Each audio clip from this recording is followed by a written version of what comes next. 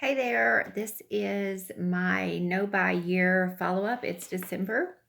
And if you had watched me early on, this is my intentional living channel, which I'm a yoga therapist. And my kind of belief, not kind of, my belief is that yoga is the settling of the mind. And though we do that through other actions, it impacts everything we do, from our buying habits to just the way we live our life, the way we function in life. And so I believe it is all, whether we call it yoga or resourceful living or purposeful living, it's all yoga to me. So I wanted to catch up with you all. People have been asking me lately how my no buy year went. And so I know these have a glare, but I can't see my notes. And I wanted to sit down and be really intentional about this. So if you haven't watched me, let me tell you a little bit about what this has looked like for me. So last year in January, I decided for 1 year not to buy any shoes, clothes, purses, jewelry, or books for 1 year. A friend of mine, actually a student of mine, had posted some different things that she was trying to do. I don't know if she ended up doing it. She works for the Extension Division of Arkansas. She's now moved to Tennessee. But I read a couple articles on this, and I love a good challenge. I'm not super competitive with other people, but I'm extremely competitive with myself, and I love to challenge myself, and I love to save money, and I just like a challenge. It's fun for me. It keeps me motivated. So I did have some caveats to this, and I want to share that with you. And they did kind of change, and the lines moved, and I learned a lot. And my publisher and friend said, you do learn a lot. It's not just about not buying, it's what you learn in the process. And so I'll tell you, for me, the lines at times became a little blurred. Like, okay, is this acceptable for me to do this? Is this acceptable? I really need these shoes. And so I would have to figure out, like, if I needed something, how to get it, even when I didn't, and not break my challenge. So let me just go down and tell you that the caveats were, if I sold something, I could use that money to buy something else. And I'll go in that more detail. But I could not buy anything new. And also that I could still buy socks, underwear, and bras, because that's gross. So you got to replace them, you need them. So anyway, that was not part of the challenge. And my why, which I think it's really important that we identify our why when we do something like this, was a couple of reasons. Number one, I didn't want a lot of clutter. I believe very much that the more stuff we have around us, it weighs us down mentally and physically, and it causes a lot of discontent. So clutter was my main reason. The other reason was I wanted to save a lot of money this year, because I'm closing one part of my business, which is about half my income. This year I did pay off my car. It was my last debt. So we have no debt except the mortgage. And I wanted to be debt free when I closed my school portion of my business. So I did manage to do that, and I definitely think that this helped me to make that possible. So the first thing I learned is that time is money, and when you save time, you save money. I did not go shopping. The only shopping I did was occasionally, if I really felt that I needed something at a change of season, I would go into a resale shop to get something. So I shopped a lot less. There were no trips to Dillard's or to Target or Walmart for anything, or Old Navy, that just to look around, or, oh, it's the new season, I think I need something. Culturally, well, we're brought up, or I was, that okay, it's school time, so you get new clothes. It's summer, so you get new shorts and shoes. And the fact is, we don't necessarily need to replace that stuff as often as we think we do. So it saved me a lot of time, and it saved me a lot of money just not going shopping. And I wasn't a huge shopper before, but definitely more. Also, it kept me off of Amazon and off of searching for stuff. It saved a lot of screen time. The second thing I learned, which is funny because this is part of yoga, is that we desire what we see. We don't desire what we don't know about. So if you there's a story about a man who just wishes for a bike. He's really poor. He wants a bike to get around. And then he gets a bike, and then he sees a car, and he wants a car. And then he wants to ride on a train. And it's like if we don't know about something, we don't desire it.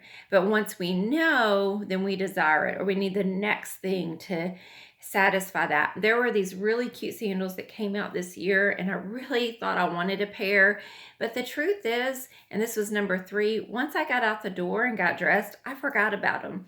If I wasn't seeing them in a magazine or on TV or wherever out and about, I forgot about it once I was out doing that desire left me when I wasn't focusing on it.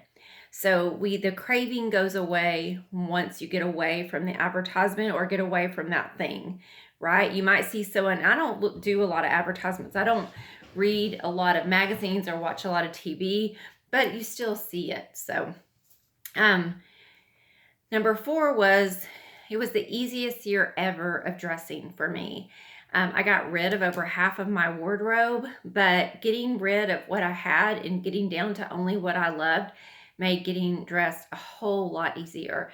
I developed a kind of uniform of sorts, and I would put, like, at the beginning of every season, I would put like 10 outfits together from what I already had, and I would rotate. And then I would sell what I didn't wear, and I would use that money to replace things from the thrift store or the resale shop, like a resale boutique.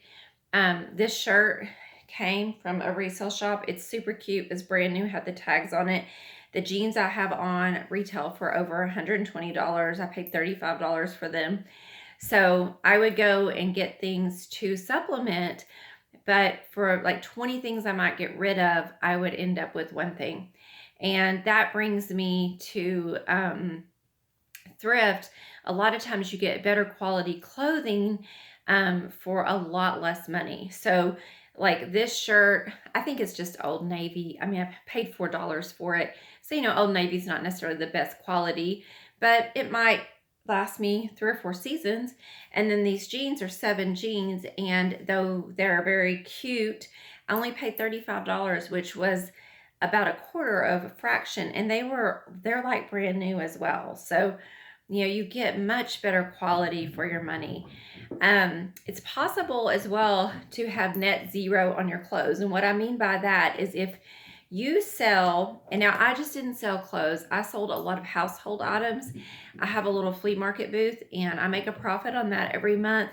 I sold a ton of stuff on Facebook Marketplace when I sold my house. So I would use my profit to purchase clothes for myself.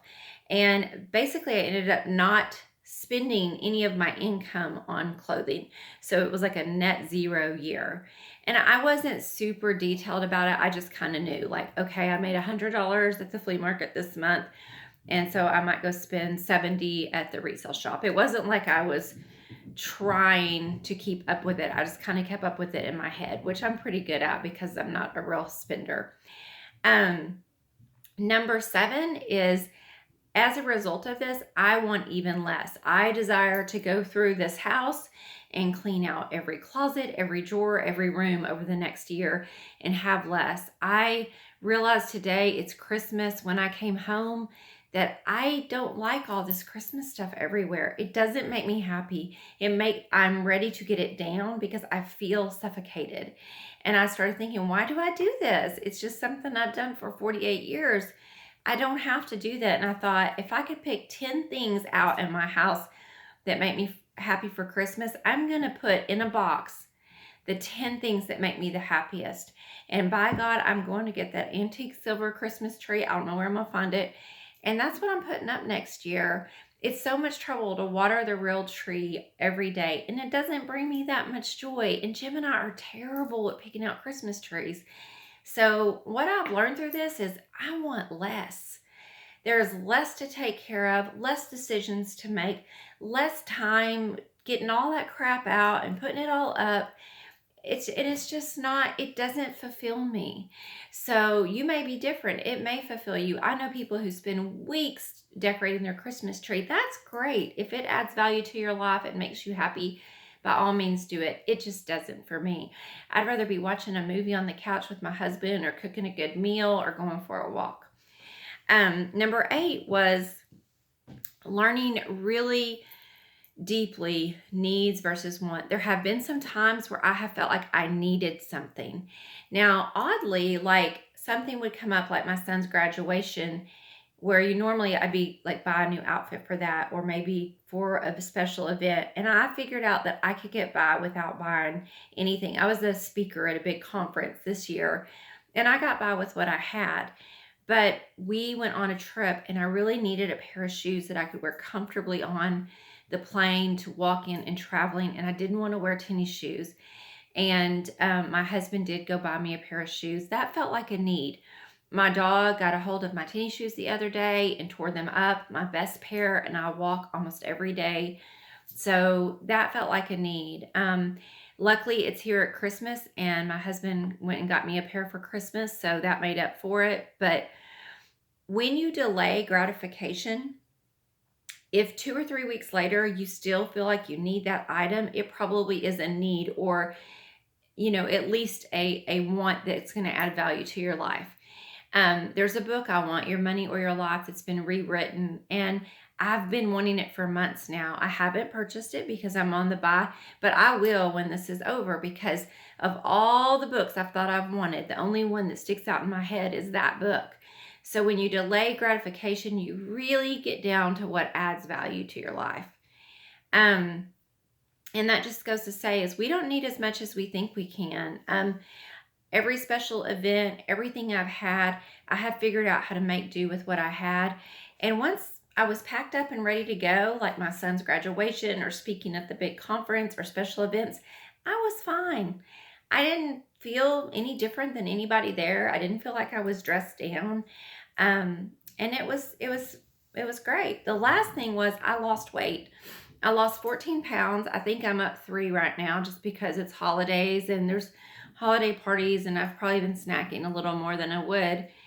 I don't necessarily think that losing weight was a direct correlation or result of this challenge, but in some way, I do feel like it has had some kind of impact because the time I would have spent looking on Amazon or returning packages or shopping for things or having to make all of these decisions was freed up for me to do research on how to lose weight or how to follow this low carb diet for my polycystic ovarian syndrome, things like that. So I feel like by not focusing on my stuff, and even me who I've studied voluntary simplicity for years, I've been a leader and a facilitator in the field of simplicity and frugality and personal finance. It doesn't matter. It's still good to challenge yourself because even those of us who are pretty good at this stuff fall into that trap sometimes.